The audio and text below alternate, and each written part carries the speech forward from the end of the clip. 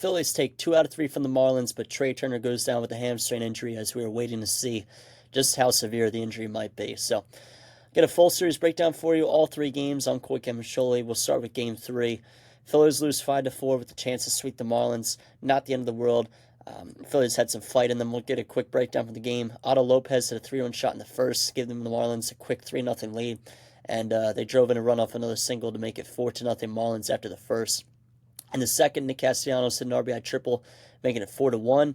And Trey Turner hit a solo homer, making it 4-2 in the sixth, followed by a Brandon Marsh RBI single, making it 4-3 in the sixth. And in the seventh is when Trey Turner left the game with the hamstring strain, beating out a ground ball. And we'll get more into that later on. Phillies, they had runners on first and third with 2 outs in the seventh, but Kyle Schwarber flew out with the chance to tie it.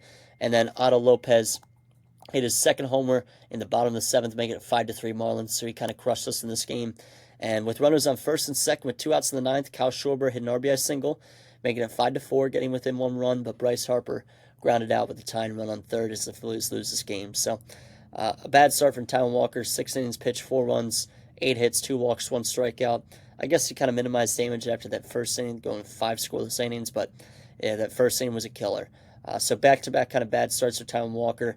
Jose Alvarado, he gave a run out of the pen, but other than that, only other note I have is Brandon Marsh having 3 hits for the Phillies, as they just couldn't get it done in the clutch in this one.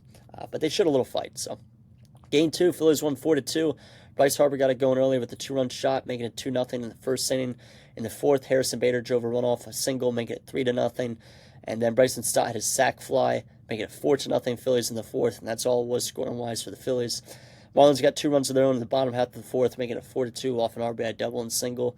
But other than that, Yohan Duran came in, closed out in the ninth. No trouble there. Jesus Luzardo, pretty good start. 6 innings pitched, 2 runs off 5 hits, 8 strikeouts, 4 walks. His 17th quality start this season and 6th in his last 7 outings, so good news there for him. Robertson, Strom, and Duran all threw shutout innings.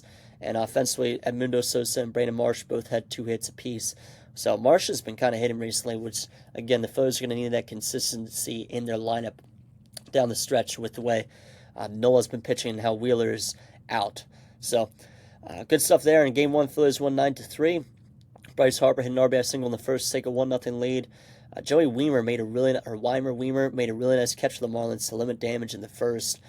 Max Kepler solo homer in the second to take a 2-0 lead for the Phillies. Marlins got on the board in the third, but Brandon Marsh responded with a 2-run homer in the fourth to make it 4-1 Phillies. And then Harrison Bader added on with a solo shot in the fourth to make it 5-1. So, first time all 3 Phillies starting outfielders homered in a game since October 1st, 2022, which is pretty crazy. Not a good stat, but good stuff, I guess. So, Phillies, they had the base load of 2 outs in both the 5th and 6th innings, but Josh Simpson and the Marlins escaped both times.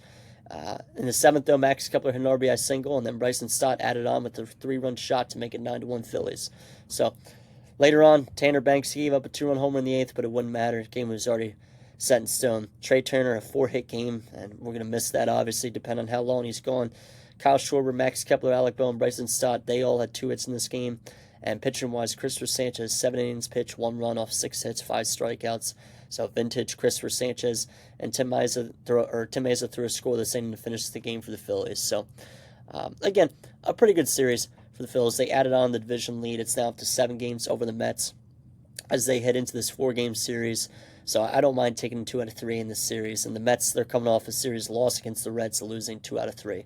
So some interesting stuff there. But the Phillies, they have a real chance to put the nail in the coffin on the division this week with this 4-game series against the Mets. But we said that before a couple weeks ago when the Phillies were swept out by the Mets of New York. So we'll see. Trey Turner, he's undergoing an MRI today and seeing a doctor, so hopefully good news is on the way.